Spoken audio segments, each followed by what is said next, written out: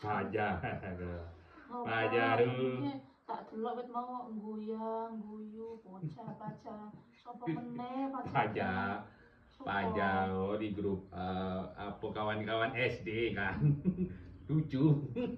Nato lucu, ojo-ojo cewek lucu mesti kuwi yo. Iya.